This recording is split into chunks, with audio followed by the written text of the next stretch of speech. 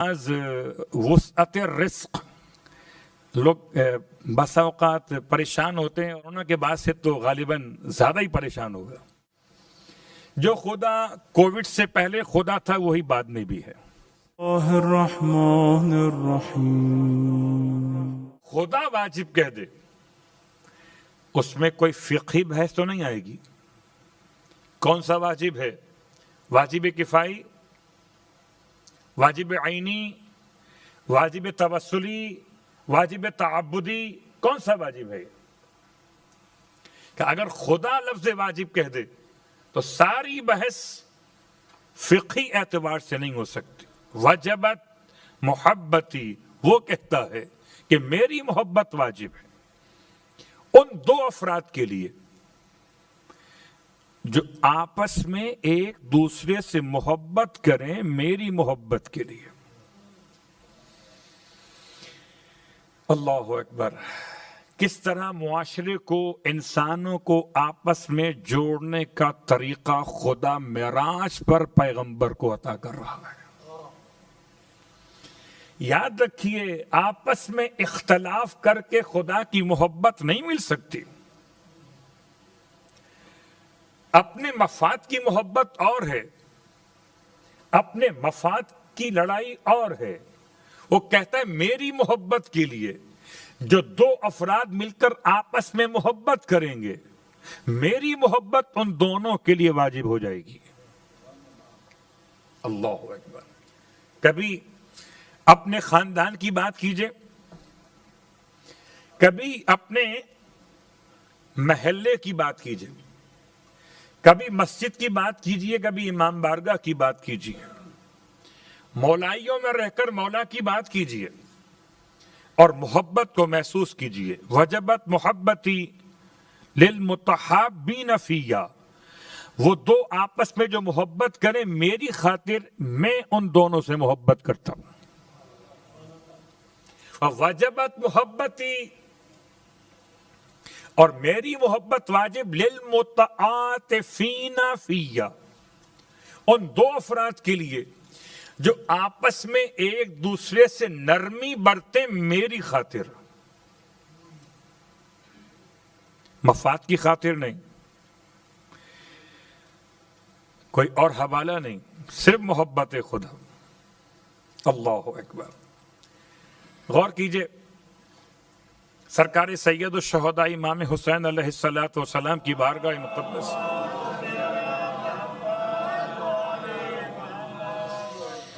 ایک اتنا شاندار اور حسین پیغام. امام علیہ السلام گزر رہے تھے ایک ایسے باغ کے قریب سے جہاں آپ نے غلام کو اس طرح مشاہدہ فرمایا کہ خود ایک لقمہ روٹی کا استعمال کرتا ہے اور ایک لقمہ سامنے بیٹھے ہوئے حیوان نجس یعنی کہ کلب کو ڈال دیتا. امام قیام فرماتے اس کے عمل کو مشاہدہ کرتے. ایک لقمہ، دو لقمے، تین لقمے، آپ نے مشاہدہ کیا کہ ہر ایک لقمے کے ساتھ وہ انصاف کر رہا ہے. ایک خود لیتا ہے، ایک اسے کھلا دیتا ہے. امام علیہ السلام داخل باغ ہوئے اور ارشاد فرما کے داخل ہوئے کہ کیا تم ہمیں اپنے باغ میں داخل ہونے کی اجازت دیتے ہو؟ کیا کریم حسین، کیا مہربان حسین. ہم اور آپ تو شاید پوچھنے کی زحمت نہ کریں مگر امام ایک غلام سے بھی پوچھ رہے ہیں اور آپ کے الفاظ میں مستقبل کی پوری بشارت موجود ہے. کیا میں تمہارے باغ میں داخل ہو سکتا ہوں؟ جبکہ یہ باغ کا مالک نہیں ہے، باغ کا ملازم ہے.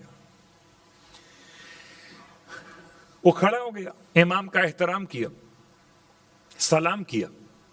امام نے اس کے اس عمل کی تعلیل دریافت فرمائی، وجہ پوچھی ایسا کیوں کر رہے ہو؟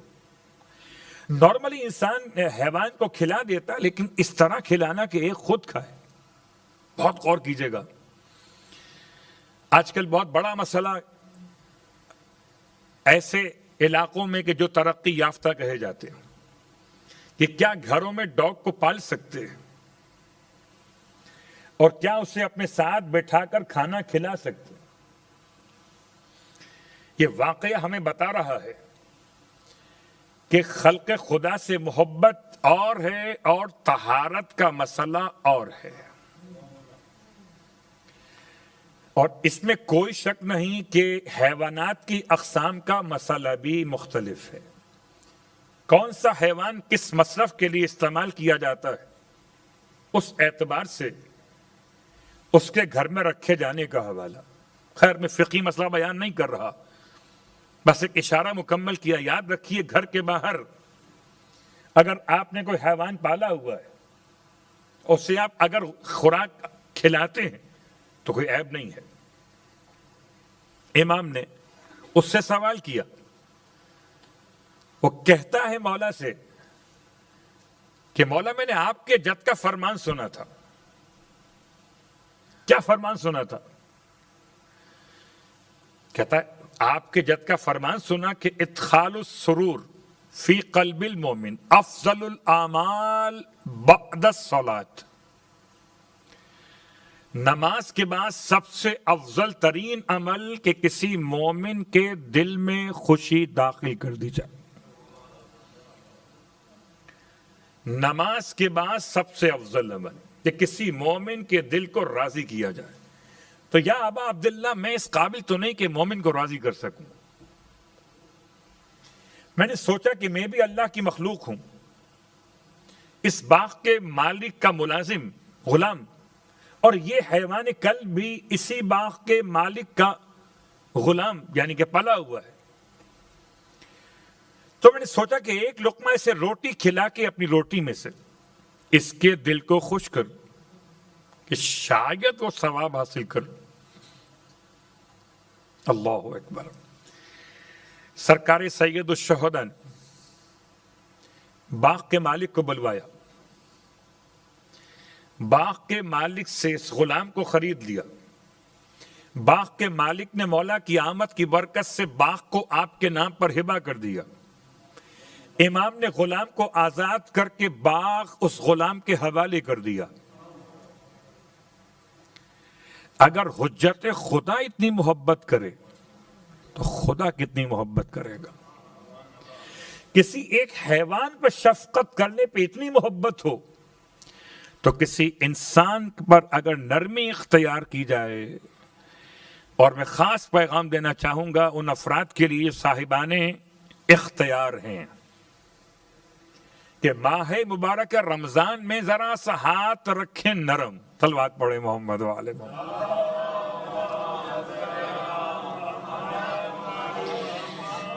اپنے ماتحت افراد پر سختی نہ کریں۔ وجبت محبتی للمتعاطفین فیا، میری محبت واجب ان دو افراد کے لیے کہ جو ایک نماز آپ کی خدمت میں پہنچا دوں، اور وسعت رزق، لوگ بس اوقات پریشان ہوتے ہیں اور کرونا کے بعد سے تو غالباً زیادہ ہی پریشان ہوگا۔ جو خدا کووڈ سے پہلے خدا تھا وہی بعد میں بھی ہے۔ زندگی موت اللہ کے اختیار میں، اور رزق کم ہونا اور زیادہ ہونا بھی اللہ کے اختیار میں۔ کتاب اکثیر الدعوات میں 2 رکعت نماز بیان کی گئی کہ اس نماز کو خزانوں میں سے نکال کر پیش کیا گیا، مگر اٹھیے فجر کے وقت میں اور 2 رکعت نماز پڑھیے، نماز وسعت الرزق۔ 2 رکعت میں ہر رکعت میں الحمد کے بعد 17 مرتبہ سورہ اخلاص کی تلاوت ہے۔ 17 مرتبہ سورہ اخلاص کی تلاوت۔ رکوع و سجود میں 17 مرتبہ ان کے اذکار کی تلاوت ہے۔ یہ اصل تسبیح کے عنوان سے آئی کہ رکوع میں تسبیح 17 مرتبہ، سبحان ربی العظیم و بحمدہ، سبحان ربی العظیم و بحمدہ، سبحان ربی العظیم و بحمدہ۔ یہاں سے لے کر اور 17 تک مکمل کیجئے. سجدے میں سبحان ربی الاعلی و بحمدہ، سبحان ربی الاعلی و بحمدہ الی آخر 17 مکمل کیجئے. 2 رکعت نماز پڑھنے کے بعد 17 مرتبہ آیت الکرسی پڑھیے علی العظیم تک. اس نماز کا نام نماز وسط رزق. خدا از غیب سے راستے آسان کرے گا. یقیناً دل تو بہت چاہتا ہے کہ اتنا عطا ہو کہ ہر سال کربلا جائے. نہ صرف کربلا جائیں بلکہ ہر سال ہر مقدس مقام تک جائیں. ہم حسین تک پہنچیں، حسین پہنچائیں مکے تک. میں تو آپ کے علاقے میں آیا ہوا ہوں اور آپ کو معلوم ہے کہ ماہ رمضان زہرا کا لال مکے میں آیا ہوا تھا. امام علیہ السلام کی دعاؤں کی استجابت تو آپ کو معلوم ہے. حسین کوئی دعا اللہ سے مانگے اور قبول نہ. تو استجابت یا دعا کی صرف 2 مثالیں مولا حسین کی پیش کر رہا ہوں. بڑی عجیب سی روایت ہے. اس روایت کو بحر الانوار میں لکھا گیا کہ امام ایک مریض کی مزاج پرسی کو پہنچے. مریض کو شدید بخار تھا. جیسے امام اس کے حجرے میں داخل ہوئے، مریض کہتا ہے بخار مجھ سے ایسے الگ ہوا جیسے مجھے بخار تھا ہی نہیں. حسین قریب آئے، کہتا ہے مجھے دکھائی کوئی دیتا نہیں تھا مگر امام نے کسی سے بات شروع کی. امام نے بخار کو آواز دی یا حما. بخار دکھائی نہیں دیتا تھا، جواب دیا لبیک لبیک یا ابا عبداللہ. تفصیل پیش نہیں کر سکتا، اشارہ مکمل کر رہا. جمعے کا دن مخصوص ایک دعا پڑھی جاتی تحفظ کے لیے. اس میں بخار کی 5 اقسام سے تحفظ مانگا گیا ہے. بخار 5 قسموں کا ہوتا ہے. یہ میں سے بات کر رہا ہوں اس دعائے تعویذ کی جو مخصوص جمعے کے دن کے لیے. امام نے بخار کا نام لیا یا حما لبیک یا ابا عبداللہ. فرماتے ہیں اے بخار کیا تجھے میرے بابا نے حکم نہیں دیا تھا کہ تو قریب مت ہونا سوائے اس کے جو منکر ولایت ہو، یا پھر اس کے پاس جانا جس کے گناہوں کے بخشے جانے کا سہارا ایسے ملنا ہو. اللہ اکبر. گویا اگر مومن کا بخار ہے تو گناہوں کی مغفرت ہے، اور منافق کا بخار ہے تو اس کی نفاق کا عنوان ہے. یہ الفاظ ہیں مولا حسین کے. لیکن یہ تو بات تھی ایک بیمار کی. مسجد حرام کا صحن ہے. ایک خاتون طواف کرتے کرتے حجر اسود کے پاس پہنچی اور اس نے اپنی چادر سے اپنے ہاتھ کو باہر نکالا تاکہ حجر اسود کو لمس کر سکے. کیسے گناہگار لوگ مسجد حرام میں طواف کرتے ہوئے نگاہیں کہیں اور. صرف نگاہیں نہیں بلکہ جرأتیں. اپنا ہاتھ اس خاتون کے ہاتھ پر رکھ دیا. عجیب منظر ہوا کہ وہ ہاتھ اس خاتون کے ہاتھ پر ایسا رکھا گیا کہ اب جدا کرنا چاہا تو وہ جدا نہیں ہوتا. جیسے چپک گیا ہو، وابستہ ہو گیا ہو. آپ کو اندازہ ہے کہ کتنا شور مچا ہوگا حرم کے اندر. ماہ رمضان حرم بھرا ہوا ہے. ایسے جو مکے کا امیر ہے اس نے پوچھا کہ کیا کوئی مکے میں اولاد رسول میں سے آیا ہوا ہے؟ کسی نے کہا ہاں مولا حسین آئے ہوئے. قاصد کو بھجوایا، زہرا کا لال مسجد حرام میں آیا. سیدھے کعبے کے پاس پہنچے، کعبے کے غلاف کو تھام کر روئے، دعا مانگی. اس کے بعد مولا نے دستے دعا بلند کیے کہ دونوں توبہ کریں، خاص طور سے مرد جس نے ارادہ کیا گناہ کا، سچی توبہ کرے۔ امام کے دستے دعا بلند ہوئے اور وہ ہاتھ خاتون کے ہاتھ سے الگ ہو گیا۔ یہ وہی شخص تھا، حالانکہ امیر مکہ تو کہتا تھا کہ اس کا ہاتھ کاٹ دیا جائے، اس نے گناہ کیا ہے، لیکن زہرا کے لال نے اپنی دعاؤں کی برکت سے اس کا یہ ہاتھ کٹنے سے بچا لیا۔ کربلا میں کیا ہوا؟ اتنی لوٹ مچی ہوئی تھی کہ لوگ لاش حسین کو ایسے لوٹتے تھے کہ جیسے اگر نہ لوٹا تو گناہ ہوگا۔ عجیب جملہ ہے، جس کو جو موقع ملتا تھا وہی لوٹتا تھا۔ کہتا ہے اونٹوں کا ساربان، کہتا ہے میں بالکل آخر میں پہنچا جبکہ سارے سامان حسین کو لوٹا جا چکا تھا۔ کہتا ہے مجھے کوئی قیمتی چیز دکھائی نہ دی۔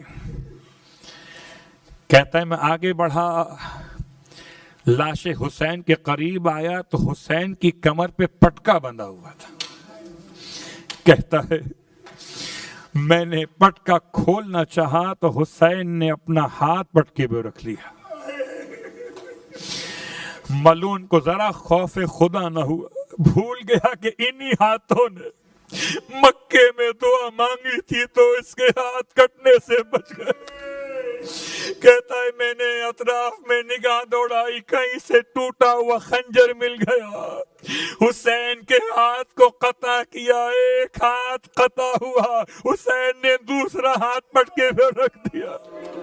کہتا ہے میں نے زہرا کے لال کا دوسرا ہاتھ بھی قطع کر دیا۔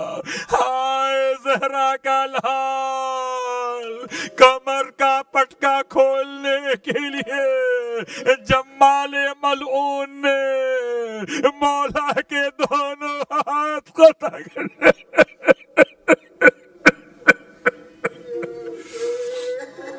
ولعنة الله على القوم الظالمين وسيعلم الذين ظلموا أي منقلب ينقلبون۔ پروردگار واسطہ محمد و آل محمد کا ہماری اس عبادت کو اپنی بارگاہ میں قبول و مقبول فرما۔ یہ جو دستے دعا بلند کر کے دعا مانگ رہے ہیں مالک، مولا حسین کے مقدس ہاتھوں کا واسطہ، ان ہاتھوں کا واسطہ جن ہاتھوں سے آپ نے اپنی ماں کی چادر کو تھاما ہوگا، ان ہاتھوں کا واسطہ جن ہاتھوں سے آپ نے رسول خدا کی ریش مبارک اور سر مقدس کے بالوں کو تھاما تھا، ان ہاتھوں کا واسطہ جن ہاتھوں سے آپ نے علی اکبر کو آغوش میں اٹھایا تھا، اے خدا ان ہاتھوں کا واسطہ جن ہاتھوں سے آپ نے سکینہ کو جھولا جھلایا ہوگا۔ پروردگار تمام مانگنے والوں کی مرادیں پوری فرما۔ بہر اللہ واسطہ محمد و آل محمد کا بیماروں کو شفاء کاملہ صحت عاجلہ عطا فرما۔ بہر اللہ واسطہ محمد و آل محمد کا تمام شرکائے مجلس کی حوائج شرعیہ کو پورا فرما، مشکلات و پریشانیوں کا خاتمہ فرما، وسعت رزق عطا فرما، دولت قناعت نصیب فرما، تمام مقدس حرموں کی زیارت نصیب فرما، اور روز قیامت امام حسین علیہ السلام کی شفاعت نصیب فرما۔ بہر اللہ واسطہ محمد و آل محمد کا امام زمانہ علیہ السلام کے ظہور میں تعجیل فرما، اور ہم سب کو ہمارے آباء و اجداد، ذریت و اولاد کے سمیت امام کے غلاموں میں محشور فرما۔ ربنا تقبل منا انك انت السميع العليم بجائے محمد وآلہ المعصومین برحمتک یا ارحم الراحمین۔